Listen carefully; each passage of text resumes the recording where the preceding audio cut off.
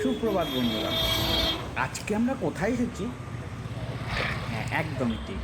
আজকে আমরা এসেছি ন্যাশনাল লাইব্রেরিতে। কিন্তু বন্ধুরা ভয় পাবে না, কারণ আমরা এখানে এই হরর ন্যাশনাল লাইব্রেরির যে চ্যাপ্টারটা আছে সেটা আমরা দেখতে আসিনি।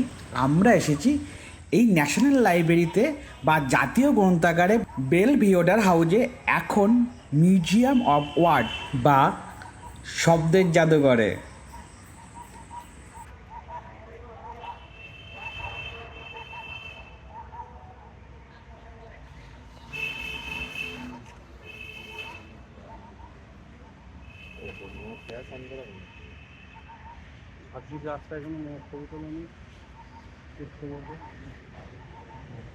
তো বন্ধুরা, আমরা ভালোবেসে কলকাতার পর্ব 8-এ আজকে আমরা যেতে চলেছি মিউজিয়াম অফ ওয়ার্ড বা শব্দের জাদুঘরে।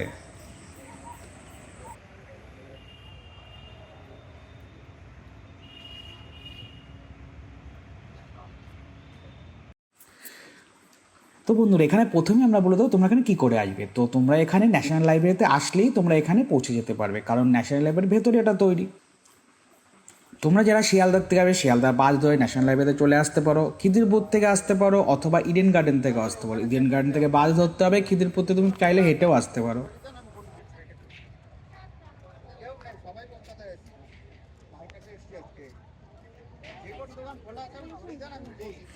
এই জাদুঘরটি ওপেন থাকে মঙ্গল থেকে রবিবার সকাল 10টা থেকে সন্ধ্যে 6টা পর্যন্ত। তো বন্ধুরা, আমরা তো পৌঁছে গেলাম এখন ন্যাশনাল লাইব্রেরির মিউজিয়াম অফ ওয়ার্ড বা শব্দের জাদুঘরে।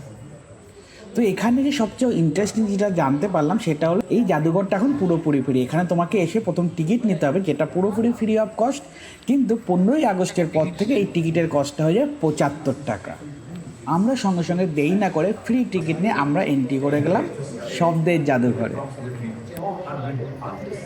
এই জাদুঘরটি 9টা ভাগে ভাগ করা হয়েছে। প্রথম শব্দ, আমার মাতৃভাষা, নবরস, ভাষার সময়রেখা, বিভূতিদের সম্মান, মৌখিক পরম্পরা, প্রদর্শন পরম্পরা, বিশ্ব সংলাপ আর গণগ্রন্থাগার আন্দোলন।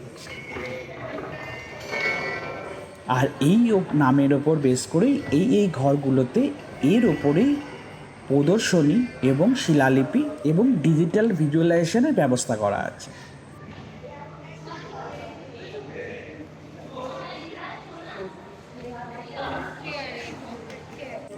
এখানে আছে ভারতের প্রাচীনতম লিপি, বিভিন্ন ভাষার বিবর্তন, সাহিত্যকদের অবদান, এসব সহ নানা ধরনের প্রদর্শনী, যা ভাষার সৌন্দর্যকে খুব সুন্দরভাবে তুলে ধরেছে।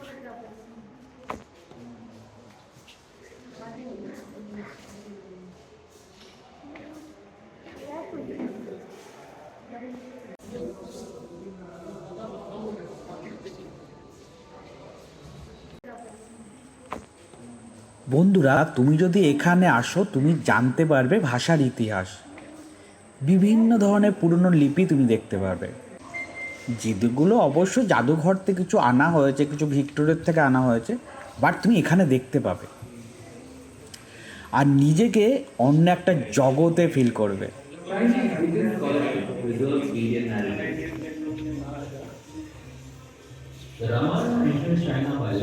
ডিজিটাল যে ভিজুয়ালাইজেশনগুলো হচ্ছে সেগুলো শুধু তথ্যবহুল নয়, বরং দুর্ধর্ষ আকর্ষণীয়, এবং যেখানে ছোট ছোট গেমও তুমি খেলতে পারবে।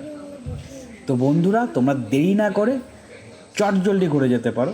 ব্লগটা আপলোড করতে একটু আমার লেট হয়ে গেল, কারণ আমি নিজে একটু ইনফরমেশন একটু লেটে পেয়েছিলাম, তো তার জন্য আমরা দিতে লেট করেছি। কিন্তু ব্লগটা দেখা মাত্রই তোমরা চলে যেতে পারো। আর এটা তুমি শিওর থাকো, এই ট্রিপটা কলকাতার একটা অন্যতম ট্রিপ হতে চলেছে আমাদের। তো বন্ধুরা, তোমাদের এই শব্দ জাদুঘর কেমন লাগলো তোমাদের অবশ্যই আমাদেরকে জানিও। তো বন্ধুরা, সবাই খুব ভালো থাকো আর ঘুরতে থাকো।